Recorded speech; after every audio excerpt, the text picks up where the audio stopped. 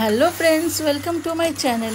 আজকে আমি তোমাদের সামনে আরেকটা মাছের রেসিপি নিয়ে চলে এসেছি। আজকে আমি তোমাদেরকে তৈরি করে দেখাবো ভেটকি মাছের কাঁটা কষা।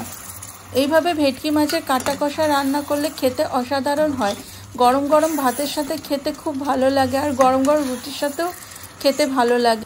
তো চলুন বন্ধুরা, আমি কিভাবে ভেটকি মাছের কাঁটা কষা রান্না করছি সেটা তোমাদের সাথে শেয়ার করলাম।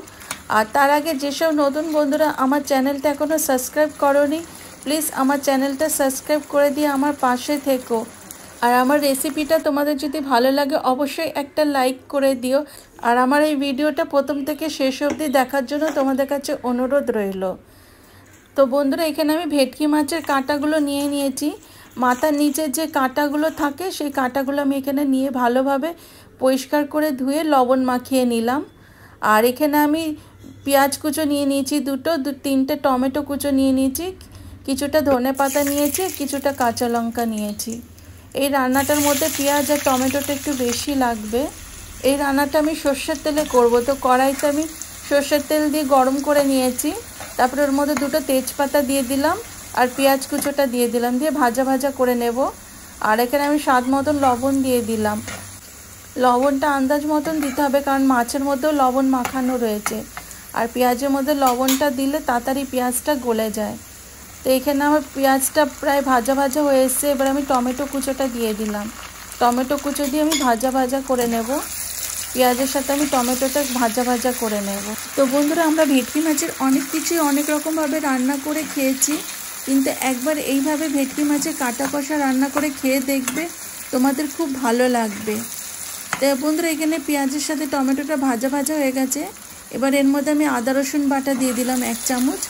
আদা রসুনটাকে ওই টমেটোর পেঁয়াজের সাথে ভালো করে ভাজা ভাজা করে নেব আমি, যাতে আদা রসুনের কাঁচা গন্ধটা চলে যায়। তো এখানে আমি ভালো করে ভাজা ভাজা করে নিলাম আদা রসুনটা। তো বন্ধুরা, এই রান্নাটা যত কষানো হবে খেতে তত টেস্ট হবে। তো এখানে আমি আদা রসুনটা ভালোভাবে টমেটো আর পেঁয়াজের মধ্যে কষিয়ে নিলাম। এবার এর মধ্যে আমি সব মশলাগুলো দিয়ে দেবো। এখন 1 চামচ হলুদ গুঁড়ো দিয়ে দিলাম, 1 চামচ লাল লঙ্কা শুকনো লঙ্কার গুঁড়ো দিয়ে দিলাম, আর 2 চামচ ধনের গুঁড়ো দিয়ে দিলাম, আর একটু সামান্য কাশ্মীরি রেড চিলি পাউডার দিয়েছি। দিয়ে আমি ভালোভাবে মশলাটাকে কষিয়ে নেব। একটু গরম জল দিয়ে আমি কষিয়ে নেব মশলাটাকে ভালোভাবে, যাতে মশলা থেকে কাঁচা গন্ধটা চলে যায়। তো এখানে মশলাটা তেলের ওপরে চলে এসে এবার আমি জল গরম করে রেখেছিলাম, একটু সামান্য জল দিয়ে আমি মশলাটাকে কষিয়ে নেব আর একটু। তো মশলাটা কষানো হয়ে গেলে তারপরে আমি এর মধ্যে মাছগুলো দিয়ে দেব। তো বন্ধুরা, এখানে প্রায় মশলা আমার কষানো হয়ে গেছে। আর একটু তেলের ওপরে আসলেই আমি মাছের কাঁটাগুলো দিয়ে দেব। তো বন্ধুরা, এখানে মশলাটা কষানো হয়ে গেছে, তেলের ওপরে চলে এসছে মশলাটা। এবার আমি লবণ মাখানো মাছের কাঁটাগুলো মশলার মধ্যে দিয়ে দিলাম, দিয়ে আমি ভালোভাবে কষিয়ে নেব। তো মাছটা আমি আরেকবার ধুয়ে নিয়েছি, লবণ মাখিয়ে রেখেছিলাম সেই জন্য মাছটাকে আমি আরেকবার ধুয়ে নিয়েছি। ধুয়ে আমি দিয়ে দিচ্ছি মাছটা মশলার মধ্যে।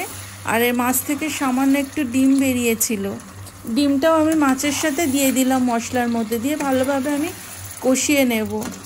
এর মধ্যে এখন জল দেব না, কারণ মাছের কাঁটা থেকে অনেক জল বেরোবে, ওটা দিয়েই মাছের কাঁটাগুলো কষানো হয়ে যাবে। তো এবার আমি আস্তে আস্তে মাছের কাঁটাগুলো কষিয়ে নেব। বেশি নাড়াচাড়া করলে ভেঙে যাবে কাঁটাগুলো, এই জন্য আস্তে আস্তে নাড়াতে হবে মাছগুলোকে। এখানে মাছটা যত কষাবো খেতে তত টেস্ট হবে। এখানে আমি ঢাকা দিয়ে দিলাম মাছটা।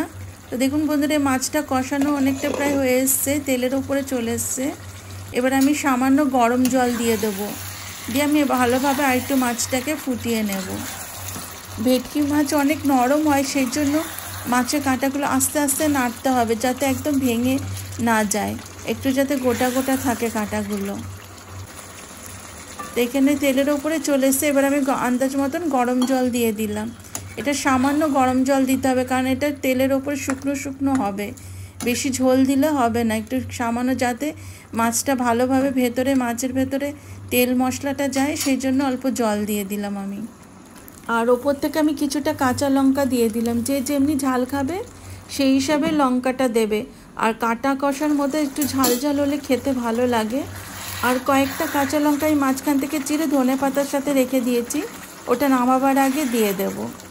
তো এইখানে প্রায় ভেটকি মাছের কাটা কষা হয়ে গেছে, তেলের ওপরে চলে এসছে। এবার ওপর থেকে আমি ভাজা মশলা দিয়ে দিলাম, শুকনো খোলায় গোটা জিরে ভেজে গুঁড়ো করে রেখেছিলাম, সেটা আমি ওপর থেকে দিয়ে দিলাম। আর কয়েকটা কাঁচা লঙ্কা মাঝখান থেকে চিড়ে রেখেছিলাম, সেটা দিয়ে দিলাম। আর কিছুটা ধনেপাতা দিয়ে দিলাম ওপর থেকে, দিয়ে আমি ভালোভাবে আরেকটু ফুটিয়ে নেব। আর একটু মাছটা তেলের ওপরে আসলে আমি নামিয়ে নেব। এবার হালকাভাবে মাছের কাঁটাগুলোকে নাড়া দিতে হবে যাতে ভেঙে না যায়, সেই জন্য আস্তে আস্তে নাড়িয়ে দিতে হবে মাছের কাঁটাগুলোকে, একটু এপিট ওপিট উল্টিয়ে দিতে হবে। তো দেখুন বন্ধুরা, এখানে আমার তৈরি হয়ে গেছে ভেটকি মাছের কাটা কষা। তো এখানে আমার তৈরি হয়ে গেছে ভেটকি মাছের কাটা কষা। তো দেখুন বন্ধুরা কি সুন্দর তেলের ওপরে চলে এসে, এবার আমি নামিয়ে নেব। আর মশলাটাও খুব সুন্দর হয়েছে, খেতে অসাধারণ হয়েছিল। তো তোমরা অবশ্যই একবার এইভাবে বাড়িতে বানিয়ে খেয়ে দেখবে, তোমাদের সবার খুব ভালো লাগবে। আর গ্রেভিটা দেখুন বন্ধুরা খুব সুন্দর হয়েছিল। তো বন্ধুরা, আমার এই রেসিপিটা তোমাদের যদি ভালো লাগে তাহলে অবশ্যই একটা লাইক করে দিও। আর যেসব নতুন বন্ধুরা আমার চ্যানেলটা এখনও সাবস্ক্রাইব করোনি, সেসব নতুন বন্ধুরা আমার চ্যানেলটা সাবস্ক্রাইব করে দিয়ে আমার পাশে থাকার জন্য অনুরোধ রইল। আর পুরনো বন্ধুরা আমার পাশে থাকার জন্য অসংখ্য ধন্যবাদ। Thank you.